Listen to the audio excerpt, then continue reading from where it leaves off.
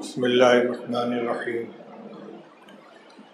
الحمد للہ رب العالمین والصلاة والسلام علی سید الانبیاء والمرسلین سیدنا و نبینا و مولانا محمد وعلی آلہ واصحابہ اجمعین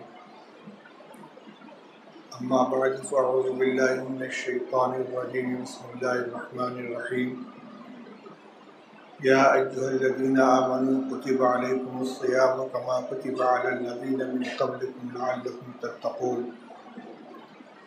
وقال النبی صلی اللہ علیہ وسلم من لم يدع قول الزور والعمل به فليس لله حاجة في أن يدع طعامه وشرابه او كما قال رسول اللہ صلی اللہ علیہ وسلم۔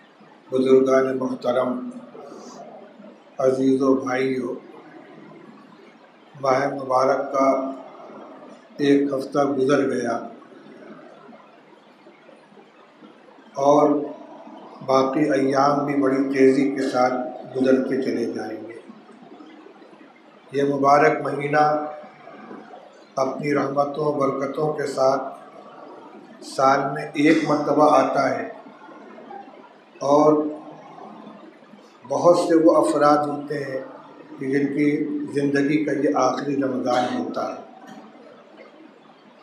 آج کی مجلس میں عرض یہ کرنا چاہتا ہوں کہ رمضان مبارک کے جو اعمال ہیں، یعنی روزہ رکھنا، تراویح پڑھنا، تلاوت کرنا، یہ اپنی جگہ پر اہم ترین عبادات ہیں، لیکن ان کے ساتھ ہماری روحانیت کے لیے ان اعمال کے اندر نسخہ کیمیا موجود ہے۔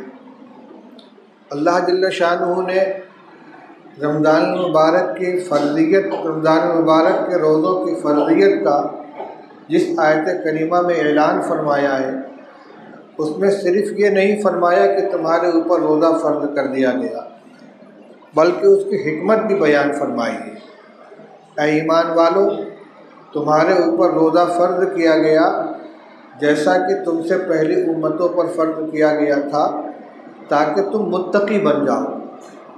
یعنی روزہ رکھوانے کا مقصد انسان کے اندر تقویٰ کی صفت پیدا کرنا ہے۔ میرے بھائیو، بزرگوں، تقویٰ وہ اعلیٰ ترین صفت ہے کہ جس کے بارے میں قرآن پاک میں اللہ تعالیٰ نے ارشاد فرمایا ہے، ان اکرمکم عند اللہ اتقاکم۔ اللہ تعالیٰ کے نزدیک تم میں سب سے زیادہ مکرم اور معزز وہ شخص ہے جو سب سے زیادہ تقویٰ والا ہو۔ کائنات میں سب سے بزرگ و برتر شخصیت حضرت نبی کریم صلی اللہ تعالیٰ علیہ وسلم کی تھی۔ آپ نے اپنے بارے میں ارشاد فرمایا تھا ایک موقع پر، انی واللہ اتقاکم للہ واخشاکم لہ، میں تم میں اللہ سے سب سے زیادہ ڈرنے والا اور سب سے زیادہ تقویٰ رکھنے والا ہوں۔ روزہ کے ذریعے سے تقویٰ کی صفت کیسے پیدا ہوگی، اس کے لیے ہمیں بھی کچھ کرنا ہوگا۔ صرف روزہ اپنی ذات سے ہمارے اندر تقویٰ پیدا نہیں کر دے گا، بلکہ تقویٰ کے لیے ہمیں کچھ کرنا ہوگا۔ وہ کیا کرنا ہے، اسی پر میں آج روشنی ڈالنا چاہتا ہوں۔ کاش ہمیں اس کی قدر ہو جائے اور ہم اس کو اختیار کرنے کی کوشش کریں۔ پہلے اس کو دیکھ لیجئے کہ قرآن پاک میں اللہ تعالیٰ نے جگہ جگہ ایمان والوں کو مخاطب کر کے حکم دیا ہے کہ اللہ سے ڈرو، اللہ کا تقویٰ اختیار کرو۔ سب سے پہلی جو آیت ہے، الف لام میم ذالک الکتاب لا ریب فیہ ھدی للمتقین، یہ قرآن پاک جو اللہ جل شانہ نے نازل فرمایا ہے، اس میں کوئی شک نہیں ہے، یہ لوگوں کے لیے، متقیوں کے لیے ہدایت ہے۔ معلوم ہوتا ہے کہ تقویٰ ایک مطلوب چیز ہے۔ پھر قرآن میں جگہ جگہ یا ایھا الذین آمنوا اتقوا اللہ آپ تلاوت کرتے ہیں، یہ آیت کا ٹکڑا جگہ جگہ آتا ہے۔ کہیں فرمایا یا ایھا الذین آمنوا اتقوا اللہ ولتنظر نفس ما قدمت لغد واتقوا اللہ، اے ایمان والو اللہ سے ڈرو، اور ہر جاندار کو یہ سوچنا چاہیے کہ اس نے کل کے لیے کیا بھیجا ہے۔ کہیں فرمایا یا ایھا الذین آمنوا اتقوا اللہ حق تقاتہ ولا تموتن الا وانتم مسلمون، اے ایمان والو اللہ سے ڈرتے رہو اور تم میں کوئی نہ مرے مگر اس حال میں کہ وہ ایمان والا ہو۔ کہیں فرمایا یا ایھا الذین آمنوا اتقوا اللہ وقولوا قولا سدیدا، اے ایمان والو اللہ سے ڈرو اور سیدھی سچی بات بولو۔ کہیں فرمایا یا ایھا الذین آمنوا اتقوا اللہ وکونوا مع الصادقین، اے ایمان والو اللہ سے ڈرو اور سچوں کا ساتھ اختیار کرو۔ جہاں بھی اللہ نے حکم دیا ہے تقوی اختیار کرنے کا، اس کے ساتھ کوئی عمل بھی بتایا یہ کرو۔ تقوی کیسے آئے گا؟ ہمیشہ اس پر نظر رکھو کہ کل کے لیے تم نے کیا بھیجا ہے۔ تقوی کیسے آئے گا؟ اس طرح کہ تم اپنے ایمان کی فکر کرو۔ تقوی کیسے آئے گا؟ اس طرح کہ زبان سے جو بات نکالو سیدھی سچی بات نکالو۔ تقوی کیسے آئے گا؟ اس طرح کہ سچوں کا ساتھ اختیار کرو۔ یہ میں نے 3-4 آیتیں نمونے کے طور پر پیش کی ہیں، آپ تلاوت کریں گے تو جگہ جگہ یا ایھا الذین آمنوا اتقوا اللہ کا حکم موجود ہے۔ یا ایھا الناس اتقوا ربکم، اے تمام لوگوں اللہ سے ڈرو۔ اس میں جو آیتیں نکاح کے خطبے کے اندر پڑھی جاتی 3 آیتیں، تینوں میں خطبے کا حکم دیا گیا ہے۔ یہ انتہائی قیمتی صفت ہے اور اسی کے اوپر آخرت میں سرخ روئی کا مدار ہوگا۔ جو جتنا زیادہ تقوی کی دولت لے کر اللہ کے پاس جائے گا اتنا ہی کامیاب ہوگا۔ اب ہمیں یہ دیکھنا ہے کہ رمضان المبارک کے اندر ہمیں کون سا کام کرنا ہے، کیا تصور پیدا کرنا ہے کہ جس کے ذریعے سے یہ صفت ہمارے اندر آ جائے۔ تقوی کا حاصل یہ ہے کہ ہمیشہ ہماری نظر اس بات کے اوپر ہو کہ اللہ ہمیں دیکھ رہا ہے، ہمیں اللہ کی نافرمانی نہیں کرنی، کیونکہ اللہ تعالیٰ کی 2 صفتیں ہیں، ایک جلال کی اور ایک جمال کی۔ اس کا جلال بھی بہت اونچا ہے اور اس کا جمال بھی بہت اونچا ہے۔ نبی عبادی انی انا الغفور الرحیم وان عذابی هو العذاب العلیم، فرمایا کہ میرے بندوں کو خبر دے دیجئے کہ میں بخشنے والا ہوں، رحم کرنے والا ہوں، اور میرے بندوں کو بتا دیجئے کہ میری سزا بھی بہت سخت ہے۔ تو دونوں صفتیں اللہ تعالیٰ کے اندر ہیں، سزا دینے والا بھی ہے، رحم و کرم کرنے والا بھی ہے۔ اللہ تعالیٰ کے جو انعامات ہیں، احسانات ہیں، ان احسانات کے اوپر ہماری نظر ہو اور حیا محسوس ہو، اللہ کی نافرمانی کرتے ہوئے شرم آئے۔ اللہ کے رسول صلی اللہ علیہ وسلم نے ارشاد فرمایا یا ایھا الناس استحیوا من اللہ حق الحیاء، اے لوگو اللہ سے شرم کرو جیسا کہ اسے شرم کرنے کا حق ہے۔ صحابہ نے کہا یا رسول اللہ ہم تو اللہ سے شرم کرتے ہیں، فرمایا یہ نہیں۔ پھر آپ نے بتلایا کہ شرم کرنے کا مطلب کیا ہے۔ شرم کرنے کا مطلب یہ ہے کہ آدمی ہر طرح کے گناہ سے اپنے آپ کو بچائے۔ مشکوٰۃ شریف میں جہاں حیا کا بیان ہے اس کے حاشیے پر مشائخ کے اقوال نقل کیے ہیں، شیخ شبلی ہیں، جنید بغدادی ہیں، کہ حیا کیا چیز ہے۔ حیا کا مطلب یہ کہ اللہ تعالیٰ کے احسانات اور انعامات کے بارے میں غور کریں۔ کتنے احسانات ہیں اللہ تعالیٰ کے، ہمارے پیدا ہونے کے پہلے سے لے کر مرنے کے وقت تک ہر قدم پر اللہ کی نعمتیں دھواں دار بارش کی طرح ہمارے اوپر برس رہی ہیں۔ ہمارے اندر صلاحیتیں رکھی ہیں، دیکھنے کی طاقت، سننے کی طاقت، بولنے کی طاقت، سوچنے کی طاقت، ہاتھ پاؤں کی طاقت۔ ہمارے نظام جسمانی کے اندر جو اللہ کی قدرت رکھی ہوئی صرف اسی کو آدمی سوچے اور اس کے بارے میں غور کرے اور اللہ کی نعمتوں کے بارے میں سوچے تو حیا محسوس ہوگی کہ اللہ کے ان انعامات کے باوجود ہم اس کی نافرمانی کرتے ہیں، ہم اس کے حکم عدولی کرتے ہیں۔ یہ اس کیفیت کا نام کہ جو اللہ کی نعمتوں کو سوچ کر، اللہ کی نعمتوں کا سے اپنے اعمال کا موازنہ کر کے جو کیفیت پیدا ہوتی ہے اسی کا نام حیا ہے۔ یہ ایک صفت ہمیں اپنے اندر پیدا کرنا ہے کہ اللہ کے انعامات کے بارے میں سوچے، اس کے احسانات کے بارے میں سوچے، اور پھر یہ کہ اللہ ہمیں ہر حال میں دیکھ رہا ہے، جلوت میں بھی دیکھ رہا ہے، خلوت میں بھی دیکھ رہا ہے۔ ہم تنہائی میں ہوں تب بھی اللہ تعالی ہمارے سارے اعمال کو دیکھ رہا ہے، ہم مجمع کے اندر ہوں، لوگوں کے سامنے ہوں، تب بھی اللہ ہمیں دیکھ رہا ہے۔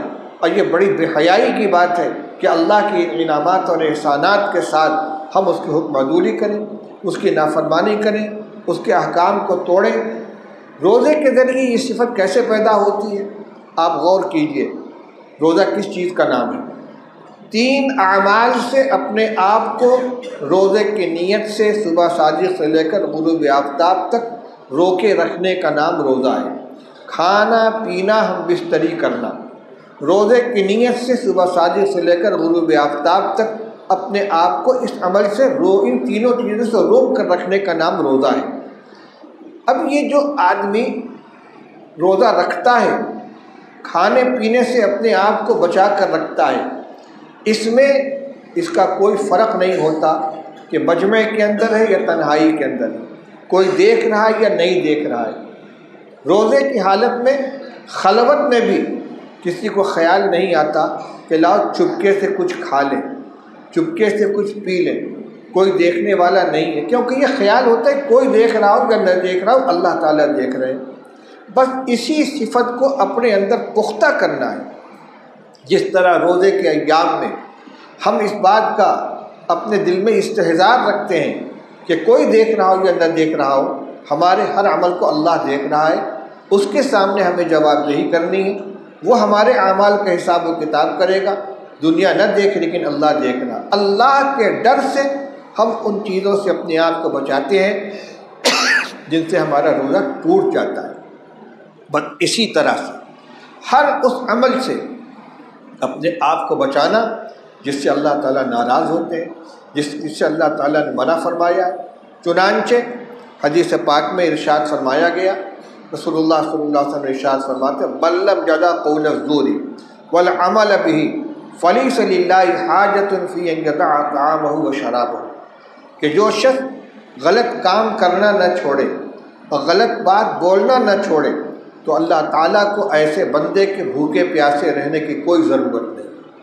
یعنی اللہ تعالیٰ جو روزہ کا حکم دے رہے ہیں تو حقیقت میں صرف بھوکا پیاسا رکھنا مقصد نہیں ہے، بلکہ کچھ صفات اپنے اندر پیدا کرنی ہے۔ ہمیں اس کے لیے کوشش کرنی ہے، یہ خود سے نہیں آئے گا۔ یہ تصور جمائیں، غور کریں، تنہائی میں بیٹھ کر سوچیں۔ چنانچہ مشائخ کے یہاں مراقبہ کرایا جاتا ہے کہ 10 منٹ بیٹھ کر آنکھ بند کر کے الم یعلم بان اللہ یرا، اس آیت کا مراقبہ کرو۔ آیت میں کیا فرمایا ہے؟ الم یعلم بان اللہ یرا، کیا بندہ نہیں جانتا کہ اللہ تعالیٰ دیکھ رہے ہیں؟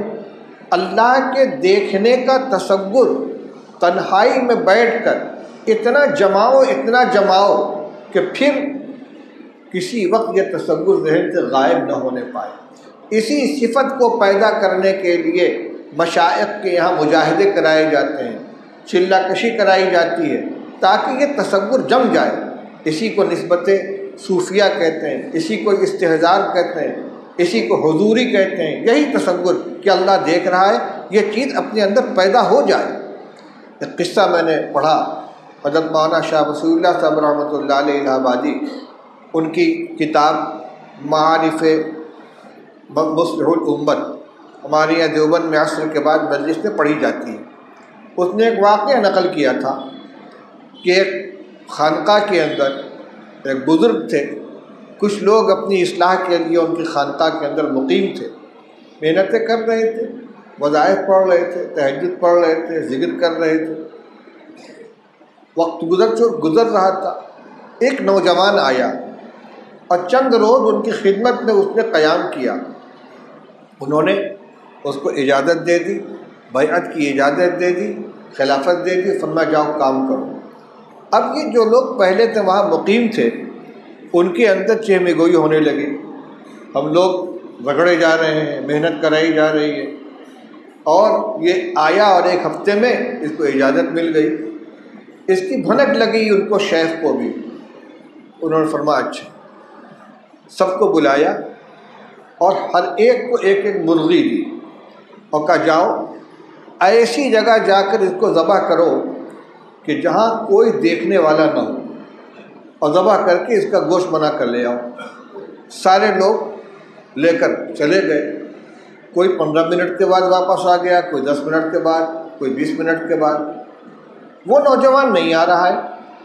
کافی دیر کے بعد آیا تو سر سے پیر تک پسینے میں شرابور اور زندہ مرغی اسی طرح ہاتھ میں لیے ہوئے۔ فرمایا کیا ہوا، تم کو کوئی جگہ نہیں ملی؟ کیونکہ حضرت آپ نے کہا تھا ایسی جگہ ذبح کرنا جہاں کوئی دیکھنے والا نہ ہو، مجھے ایسی کوئی جگہ نہیں ملی جہاں اللہ دیکھنے والا نہ ہو، اور میں کہیں بھی گیا بہرحال اللہ کی نگاہ کے اندر میں تھا، اس لیے میں یہ شرط پوری نہیں کر سکا۔ شیخ نے فرمایا دیکھ لیا، یہی وہ چیز تھی جس کو میں پیدا کرنا چاہتا ہوں، اس کے اندر اللہ نے وہ صفت پیدا کر دی ہے۔ یہ 1 گھنٹے کے اندر چکر کاٹ کے آ گیا، اور یہی تصور اس کے اوپر حاوی ہے کہ میں کہاں چھپ کر جاؤں گا، 7 کوٹری کے اندر بھی جاؤں گا تو اللہ مجھے دیکھ رہا ہے۔ میرے بھائیوں، رمضان کے روزوں کے ذریعے ہم یہ صفت اپنے اندر پیدا کر سکتے ہیں۔ جیسے ہم تنہائی میں کھانے پینے سے اپنے آپ کو روکتے ہیں، غلط کام کرنے سے اپنے آپ کو روکتے ہیں، اسی طریقے سے ہمیشہ 11 مہینے یہ تصور ہمارے اوپر غالب رہے کہ جس طرح روزے کے دن میں کھانے پینے کو اللہ تعالیٰ دیکھتے ہیں، اگر ہم تنہائی میں کھا لیتے، اسی طرح تنہائی میں کوئی بھی ہم کام کریں گے، اور تنہائی کا ہی مسئلہ نہیں، مجمع میں ہو تنہائی میں ہو، جو بھی کریں گے اللہ تعالیٰ اس کو دیکھ رہا ہے۔ وہ تو ہماری دل کی کیفیت کو بھی جانتا ہے۔ یعلم خائنۃ الاعین وما تخفی الصدور، اللہ تعالیٰ فرماتے ہیں کہ اللہ جانتا ہے نگاہ کی خیانت کو، اور جو چیزیں دل میں چھپی ہوئی ان کو بھی جانتا ہے۔ ہم نظر مار دیں کہیں، کنکھی سے دیکھ لیا کسی چیز کو، بد نظری کے شکار ہو گئے، ہم سمجھتے ہیں کسی نے نہیں دیکھا، لیکن اللہ دیکھ رہا ہے۔ صاف صاف فرما دیا یعلم خائنۃ الاعین، تمہاری نگاہ کو خیانت کو اللہ جانتا ہے۔ وما تخفی الصدور، دل میں تمہارے جو چیزیں چھپی ہوئی ہیں، جو گناہ کی لذتیں ہیں، گناہ کے تصورات ہیں، کینہ ہے، حسد ہے، بغض ہے، کبر ہے، طمع ہے، حرص ہے، یہ غلط جذبات ہیں، یہ سب دل میں چھپی ہوئی چیزیں، کوئی نہیں جانتا اس کو، لیکن اللہ تعالیٰ جانتے ہیں۔ اللہ تعالیٰ سے ڈر کر ہمیں اپنی برائیوں کو چھوڑنا ہے، اچھائیوں کو اختیار کرنا ہے۔ کوئی دیکھنے والا ہو تو ہم غلط کام سے اپنے کو بچائیں، اور کوئی جاننے والا نہیں ہے تو آزاد ہو جائیں۔ یہ اللہ کا ڈر نہیں، وہ تو مخلوق کا ڈر ہوا۔ مخلوق کے ڈر سے گناہ چھوڑنے کا نام تقویٰ نہیں ہے، مخلوق کے ڈر سے گناہ چھوڑنا یہ اللہ سے کا ڈر نہیں ہے، تقویٰ نام ہے اللہ سے ڈرنے کا۔ اس لیے میرے بھائیوں، رمضان مبارک کے اندر اس کیفیت کو اپنے اندر پیدا کرنے کی کوشش کریں، محنت کریں، تصور کریں، تھوڑی دیر بیٹھ کر سوچیں۔ اور کسی بھی کام میں ہو، جب ہم کاروبار کر رہے، گدی میں بیٹھے ہوئے ہیں، وہاں بھی تو بہت سے کام ایسے آتے ہیں جن سے اللہ نے منع کیا ہے۔ جھوٹ بولنا، وعدہ خلافی کرنا، جھوٹا وعدہ کرنا، ناپ میں کمی کرنا، عیب کو چھپانا، جس کے ساتھ ہمارا معاملہ اس کے ساتھ بے ایمانی کرنا، یہ ساری کی ساری چیزیں حرام ہیں کہ نہیں؟ کوئی نہ دیکھ رہا ہو لیکن اللہ تو دیکھ رہا ہے۔ ہم گدی میں بیٹھے تب بھی ہمیں یہ تصور رہنا چاہیے، دکان پہ بیٹھے تب بھی یہ تصور رہنا چاہیے، کاروبار کریں تب بھی یہ تصور ہونا چاہیے، کھانا پینا ہے، رہنا سہنا ہے، کوئی بھی عمل ہو، ہر حال میں اللہ تعالیٰ ہم کو دیکھ رہے ہیں، اور ہر چیز میں ہم سے اس بات کا مطالبہ ہے کہ اس پر نظر دینی چاہیے کہ کون سا کام جائز ہے، کون سا کام ناجائز ہے، کیسے اس کو کریں گے تو صحیح ہوگا، کیسے کریں گے تو غلط ہوگا۔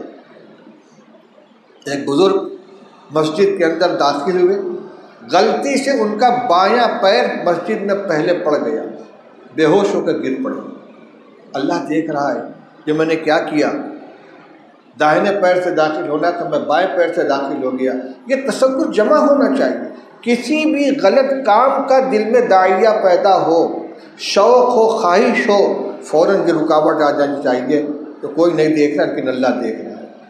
ہم موبائل لے کر بیٹھے ہیں تنہائی کے اندر، کوئی نہیں دیکھ رہا ہے، ہمارا ہاتھ ہے موبائل کے اوپر، بٹن دبا رہے ہیں، کیا کیا آ رہا ہے، کیا کیا دیکھ رہے ہیں، کان میں ایئر فون لگا لیا، کیا کیا بج رہا ہے، کیا کیا سن رہے ہیں، کوئی دیکھنے والا نہیں ہے، کوئی سننے والا نہیں ہے، لیکن وہ عالم الغیب والشہادہ جو دلوں کی کیفیت کو بھی جانتا ہے، ہمارے چھپے کھلے سارے حالات کو جانتا ہے، اس کو ساری چیزوں کا علم ہے۔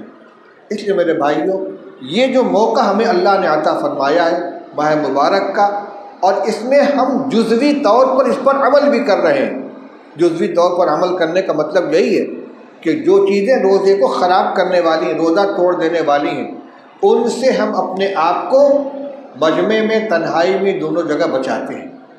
تنہائی میں بچانے کی وجہ اس کے علاوہ کچھ نہیں ہے کہ ہم یہ جانتے ہیں کہ ہمارا روزہ ٹوٹ جائے گا، اور اس ٹوٹنے کو دنیا جانے نہ جانے مگر اللہ تعالیٰ جانتے ہیں، جواب ان کے سامنے جا کر دینا ہے۔ اسی چیز کو ہر وقت اپنے اوپر مسلط کر لیں، پختہ کریں اپنے ذہن میں، اور جب بھی کسی گناہ کا داعیہ دل میں پیدا ہو، خیال آئے، خواہش پیدا ہو، فوراً یہ چیز سامنے آ جانی چاہیے، اللہ دیکھ رہا ہے، اللہ دیکھ رہا ہے۔ اللہ تعالیٰ کے لیے غائب، چھپی اور کھلی کے اندر کوئی فرق نہیں ہے۔ وہ 7 کوٹری کے اندر بھی جو کوئی چیز ہوگی اس کو دیکھ لیتا ہے، اس کے جاننے میں کوئی فرق نہیں ہے۔ حضرت یوسف علیہ نبی علیہ السلام کو جب زلیخا نے اپنے نفس کے ساتھ مبتلا کرنے کی کوشش کی تھی، ہر طرف سے دروازے بند تھے، لیکن اس تنہائی کی کوٹری کے اندر یوسف علیہ السلام کے سامنے کیا چیز آئی تھی؟ یہی اللہ کا خوف تھا۔ اللہ تعالیٰ دیکھ رہا ہے۔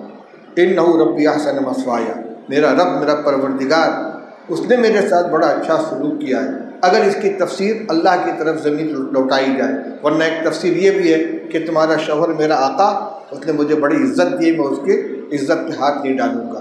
تو یہ چیز ہمیشہ ہمارے سامنے رہنی چاہیے۔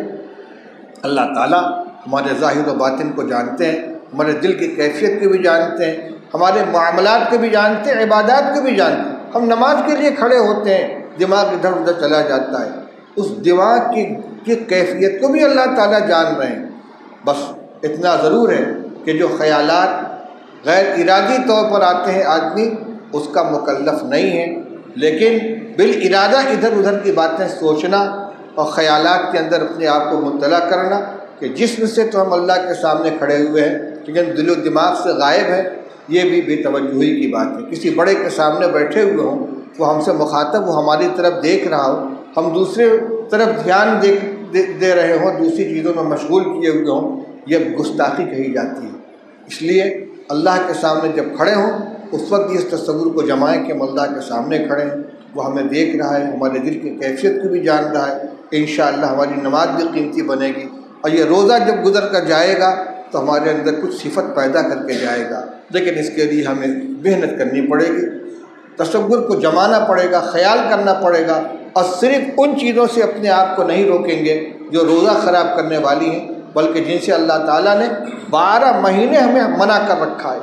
جھوٹ بولنا، غیبت کرنا، چغلی کھانا، بے ایمانی کرنا، نمازیں چھوڑنا، کسی کا حق مارنا، جتنے منہیات ہیں، جتنے گناہ ہیں، ان سے اپنے آپ کو، ان سے ہمیشہ کے لیے اللہ تعالیٰ نے منع فرمایا ہے۔